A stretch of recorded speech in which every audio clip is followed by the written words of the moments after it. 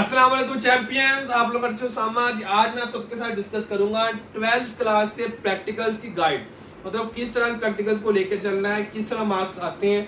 तो आज आके आपके ये 7 क्वेश्चन ही बनते हैं जो मैं आज आप इस वीडियो के अंदर आप सबके साथ शेयर करूंगा, डिस्कस करूंगा। ठीक है, तो सबसे पहले इंपॉर्टेंस है, उसके बाद कॉपी न्यू लेनी है या रेडीमेड लेनी है, वाइवा एग्जाम्स किस तरह से होता है, क्या उसकी टिप्स हैं, डिफिकल्टी लेवल किस तरह का होता है प्रैक्टिकल्स के अंदर, उसके बाद प्रैक्टिकल एग्जाम्स का जो पैटर्न है वो किस तरह का है, और जो सिस्टम है वो किस तरह से वर्क करता है, और एवरेज मार्क्स हर बच्चे कितने के आते हैं जिसको कुछ ना भी आता हो। तो सबसे पहले अगर हम बात करें इंपॉर्टेंस ऑफ प्रैक्टिकल्स की, तो देखो इसकी बहुत ज्यादा इंपॉर्टेंस है। मैंने कई ऐसे बच्चों को मैं जानता हूँ और अपने फ्रेंड्स को, कोलीग्स को भी जानता हूँ कि जिन बच्चों के मार्क्स 3-2 मार्क्स से एमडी कैट में और ई कैट के अंदर एडमिशन हुआ उनका। मतलब ऐसे ऐसे बच्चे हैं जिनका एग्रीगेट मेरिट सिर्फ 2 नंबर अगर उनके कम होते हैं तो वो आउट ऑफ दी हो जाना था उन्होंने, मतलब मेरिट में उनका नाम नहीं आता। इस वजह से ये मार्क्स जो है बहुत ज्यादा इंपॉर्टेंट है। देखो आप पूरा चैप्टर याद करते हो सिर्फ 6 नंबर 5 नंबर के लॉन्ग क्वेश्चन के लिए, तो आपके 30 नंबर के प्रैक्टिकल एक बुक का बनता है। इस वजह से इनकी बहुत ज्यादा इंपॉर्टेंस है। मेरा एक दोस्त था, उसका ई कैट था, उसने यूटी में एडमिशन लिया था। यकीन करें एक नंबर से उसका एडमिशन हुआ था यूटी के अंदर, तो मतलब उसका एडमिशन नहीं हुआ था। इस वजह से आपने एक नंबर के लिए जान मारनी है, मेहनत करनी है। इसकी बहुत ज्यादा इंपॉर्टेंस है। अगर आप ये समझते हो कुछ नहीं हो जाएंगे देख लेंगे, नहीं, आपको मैं कुछ 4 टिप्स बता रहा हूँ, उनको आपने फॉलो करना है। नेक्स्ट अगर हम देखें तो न्यू कॉपी लेनी है, रेडीमेड कॉपी लेनी है। देखो आपकी 2 से 3 नंबर की कॉपी होती है, आई थिंक सो 3 नंबर की आपकी कॉपी होती है। आप रेडीमेड बनी बनाई ले लो, ठीक है। 3 नंबर की आपकी कॉपी है तो आपको अगर ना भी आपकी होगी, रेडीमेड ले लोगे ना, हैंड रिटन रेडीमेड आपको मिल जाती, तो आप वो ले लो, सिंपल। कई दफा चेक होता, कई दफा चेक होती नहीं है। होता क्या है कि जब आप एंटर होते हो ना एग्जाम के अंदर प्रैक्टिकल्स के लिए, तो वहां पे आपको पहले से ये कह देते हैं कि अपनी जो प्रैक्टिकल्स की बुक्स है ना वहां पर उनको ढेर लगा दें या वहां उनको साइड पर रख दें। समझ आ रही है? एक सिनेरियो तो ये है, मतलब चेक हुई नहीं, बस कह दिया कि प्रैक्टिकल्स की बुक्स आप बच्चे को जो है दरवाजे के पास रख दो। सेकंड सिनेरियो क्या होता है कि आपका जब वाइवा होना होता है, वाइवा, तब आप कहते हैं अपनी प्रैक्टिकल की बुक लेके आओ। तब भी वो कई दफा चेक होती, कई दफा बस कह देते हैं यहाँ रख ले जाओ, ठीक है, रख के बैठ जाओ। तो इस दफा बहुत ही मतलब कम होता है कि आपके प्रैक्टिकल की बुक चेक हो। अगर हो भी चेक तो 3 नंबर की आपकी प्रैक्टिकल की बुक है, आप रेडीमेड ले लो। 99% ये है कि आपकी वो चेक हो ही जाएगी, ठीक है। या आप हैंड रिटन किसी से 500,000 किसी को देकर किसी से लिखवा लो, सिंपल है। तो बस वो चेक करना होता है कि लिखा है कुछ, चाहे कम हो ज्यादा हो, प्रैक्टिकल वो मैटर नहीं करते। 3 नंबर है तो अब आपको 2 नंबर भी दे देंगे ना, कोई मसला नहीं है आप, लेकिन आपने इस चीज में हाइपर नहीं होना, स्ट्रेस नहीं है, पता नहीं क्या प्रैक्टिकल्स में आ गया, कुछ ऐसा नहीं है। आप बनी बनाई भी ले सकते हो, पिछले साल वाली भी ले सकते हो, और रेडीमेड भी ले सकते हो, और न्यू कॉपी लेके आप खुद बना ले सकते हो, आपकी मर्जी है, लेकिन आपने हाइपर नहीं होना। उसके बाद नेक्स्ट बात की जाए वाइवा एग्जाम। वाइवा क्या होता है? जब आपने प्रैक्टिकल परफॉर्म कर लेना है, आपका जो आपको पेपर जो मिलना है, आपको जो शीट मिली जिसके ऊपर आपने आंसर लिखना है, आपका जब पेपर आना है सामने आपके, उस पेपर के बाद जब आपने शीट वापस कर देनी एग्जामिनर को, सुप्रीडेंट को, उसके बाद आपका वाइवा होना। वाइवा क्या होता है कि हर बच्चा बार बार जाके सुप्रीडेंट के पास जाके बैठता है, वो उससे मेन डिफाइन पूछता है। अगर आपका फिजिक्स का पेपर है तो फिजिक्स की आपको डिफाइन पूछ लेगा, ठीक है, कोई ना कोई ओम की डिफाइन पूछ लेगा, पोटेंशियल ग्रेडियंट की डिफाइन पूछ लेगा, एक्टिव पोटेंशियल की डिफाइन पूछ लेगा, पोटेंशियल डिफरेंस की डिफाइन पूछ लेगा, कैपेसिटर को मेन सी डिफाइन एक आधी पूछ लेगा। तो वो 2-3 डिफाइन पूछेगा आपसे, वो भी आपका 3 नंबर का होता है। वाइवा भी आपका 3 नंबर का होता है, और आपकी जो कॉपी होती है वो भी 3 नंबर की होती है, ठीक है। तो इसमें क्या आपने हाइपर नहीं होना। अगर आपको नाम कुछ आता होगा तो आपको 1-2 नंबर इसमें मिल ही जाएंगे, ठीक है। बड़ा आसान और ईजी होता है, और ये मेन डिफाइन होती है, इसके अलावा और कुछ नहीं। यहाँ पर बहुत ज़्यादा मुश्किल होगा तो आपको कोई यूनिट पूछ लेगा, ठीक है। कैपेसिटर का यूनिट क्या, कैपेसिटेंस, ठीक है। पोटेंशियल डिफरेंस का यूनिट क्या है, वोल्ट। तो बहुत ज़्यादा आसान होता है, इतना ज़्यादा मुश्किल है नहीं होता है। ऐसा नहीं कि बहुत ज़्यादा टफ क्वेश्चन पूछ लेगा, नहीं, बहुत ज़्यादा आसान और इजी क्वेश्चन पूछा जाता है। कई दफा वाइवा होता भी नहीं है। 50% मतलब होना ही नहीं है, 50% मतलब है होना है, ठीक है। इस तरह से होता है, तो आप बड़ा इजी होकर जाओ, ठीक है। इस तरह होता है, टेंशन लेने की बात नहीं। डिफिकल्टी लेवल की बात की जाए, डिफिकल्टी लेवल तो देखो जिस दिन आपने प्रैक्टिकल देने जाना है ना, उस दिन आपकी सारी क्लास आपके साथ होनी है। दोबारा बात सुनो, जिस भी कॉलेज में आप हो, चाहे प्राइवेट है चाहे गवर्नमेंट है, जो भी कॉलेज आपका है, उस दिन आपकी सारी क्लास आपके साथ होनी। सारी क्लास नहीं होगी तो आपके कॉलेज के बच्चे या आपकी हाफ क्लास आपके साथ होगी, और आपको कॉलेज वालों को पता होता है कि हमारे बच्चों का किस सेंटर के अंदर किस दिन प्रैक्टिकल है। समझ आ रही है? इस वजह से डिफिकल्टी लेवल बहुत ज़्यादा आसान पेपर होता है, वो सारा उन्होंने खुद ही करवाना होता है। क्यों सारा खुद करवाना होता है कि हर बच्चे को इतना ज़्यादा अपरेटस वहाँ पे नहीं होता कि जो 30 40 50 बच्चे हैं वो अपना जो आपका एक्सपेरिमेंट है, जो प्रैक्टिकल है, वो परफॉर्म कर सके। 3 4 बच्चों ग्रुप बन जाने हैं, उन्होंने आपको बूटी समझते हो ना, वो आपको दे देनी है। 90% तो ऐसे होता है, 10% चांसेस है कि कुछ भी ना के बस आप खुद ही लिखो, नहीं कुछ ऐसा बहुत ही कम होता है। लेकिन ज़्यादा दफ़ा क्या होता है कि आपको वो चीटिंग के लिए वो दे देते हैं पेज कि आप सब बच्चे इसको देख के तो लिख दो, आपने उसको देख के उसके ऊपर से लिख देना होता है सारा पेपर। डिफिकल्टी लेवल कुछ भी नहीं है, और सारी क्लास आपकी उस दिन गई होती है।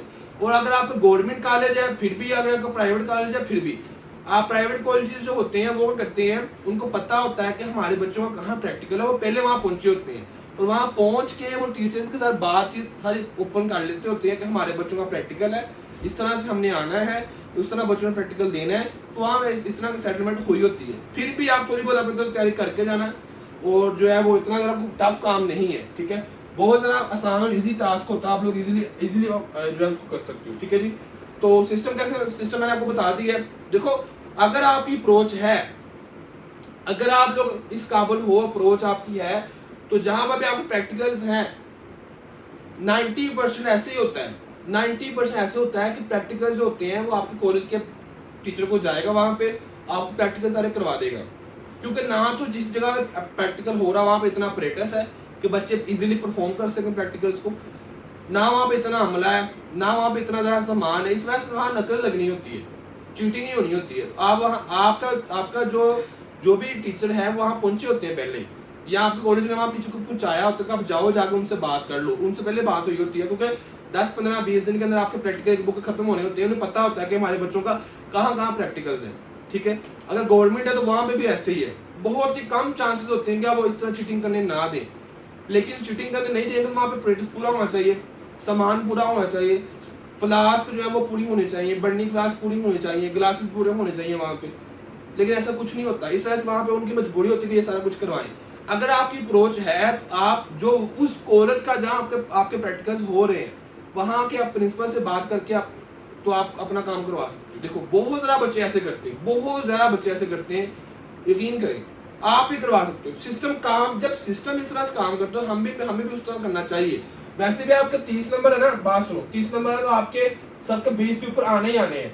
लेकिन बात यह कि एमटी कैट वाला बच्चा कहाँ जाए, ई कैट वाला बच्चा कहाँ जाए, इस वजह से आपको तो एक नंबर चाहिए। तो आपने टीचर से बात करो, सर क्या वहाँ भी मामला होंगे, उनसे बात करो ना जाके। आप अभी इस वीडियो के बाद बात करो, सर क्या हमारी वहाँ मदद होगी प्रैक्टिकल्स में, सर हमें आप आएंगे हमें जो है वहाँ पे हेल्प करने के लिए, सर क्या क्राइटेरिया वो आपको बता देंगे। फिर उस हिसाब से आप प्रिपरेशन कर लो कि हाँ या ना।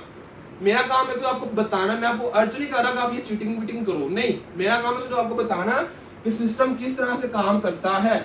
बहुत ज़्यादा बच्चे इस तरह से अपने मार्क्स लगवाते हैं, प्रिंसिपल से बात करके वो स्टूडेंट को कह देता है, क्योंकि आपका पेपर चाहे प्रैक्टिकल आपने जो रिटर्न फॉर्म में लिखा है वो चीटिंग करके है विदाउट चीटिंग, या आपके वाइवा या आपकी कॉपी के नंबर, सारा कुछ कर करा के पैक शैक होके नंबर शंबर लग के फिर बोर्ड में जाना होता है। ये कौन सा बोर्ड में जाकर पेपर चेक होना होता है, नहीं, उसी टाइम उसी दिन चेक होना होता है पेपर, और आपके मार्क्स लग के जाने होते हैं। इस वजह से आप लोग जो कुछ मर्जी करवा सकते हो। अब आपकी मर्जी है कि आप अपने टीचर से पूछो कि सर हमें प्रिपरेशन करनी पड़ेगी या हमारी आप लोग हेल्प करोगे, ठीक है, समझ आ रही है जी। ये चीजें हैं, और सर कौन सा प्रैक्टिकल आना है, सर कैसे आना है, ये सब फजूल बातें हैं, ये सब टाइम वेस्ट है। जो मैं कह रहा हूँ बस उसको आप फॉलो करते जाओ, बाकी आपकी मर्जी है कि आपने किस तरह चलना है। मेरा काम तो भाई यहाँ पे ये कि आपको अच्छे से गाइड कर सकूँ।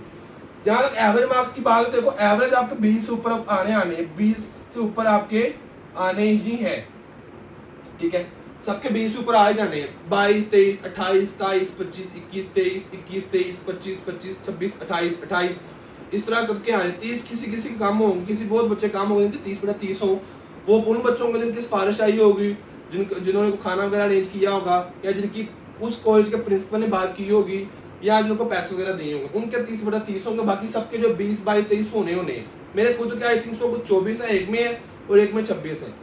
तो इस तरह से सबके इतने मतलब होते हैं, ठीक है। तो ये सारा एवरेज मार्क्स ने कुछ किए बगैर, लेकिन आपने कॉपी बना के जानी है, वहाँ पे टाइम पे पहुँचना है, ठीक है।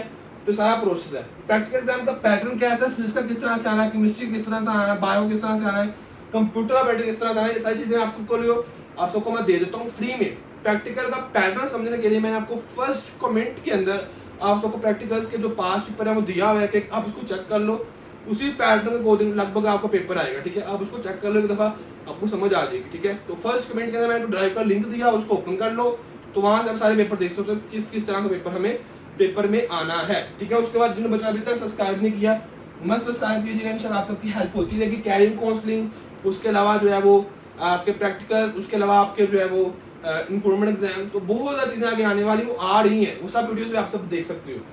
तो ये आप सबके सामने मैं तीनों वीडियोस, तीनों टाइप्स की वीडियो आप सबके लिए अपलोड करूंगा सेकंड क्लास के लिए इंशाल्लाह। और उसके बाद जो बच्चे, आप लोग तो चले गए हो, आप नए बच्चे जो है 9th के, 10th के, फर्स्ट ईयर के, सेकंड ईयर के, आप उन सबको बता सकते हो कि हमारी अकेडमी पूरे साल के फीस सिर्फ 2000 होती है, जिसमें लेक्चर्स भी हैं, मंथली सिलेबस है, मंथली नोट्स हैं, टेस्ट सीरीज है, 4 मंथ का सुपर टेस्ट सीरीज सेशन होता है जिसमें 200 प्लस टेस्ट होते हैं, व्हाट्सएप ग्रुप्स हैं, व्हाट्सएप सपोर्ट होता है, मेरा पर्सनल नंबर होता है, तो बहुत कुछ होता है। आप उन बच्चों को बता सकते हैं कि वो हमारे साथ एडमिशन है ले लें, ये सारा कुछ उसमें अवेलेबल होता है। जिन बच्चों ने लेने स्क्रीनशॉट, वो स्क्रीनशॉट ले लें और आप उन बच्चों को बता सकते हैं, ताकि वो पूरा साल, आपने अगर टाइम ज़ाया कर दिया तो वो ना टाइम ज़ाया करें, उनका नुकसान ना हो, वो उनका फायदा हो जाए, ठीक है। तो पूरे साल की जो फी है वो 2000 है। ये हमारे 2 नंबर एडमिशन के नंबर है, इनसे वो रब्ता करके सारी डिटेल्स वगैरह वो ले सकते हैं, चाहे इस नंबर व्हाट्सएप पे कर दें या इस नंबर को व्हाट्सएप कर दें, दैट्स इट। उनको इंशाल्लाह हम पूरी जो है वो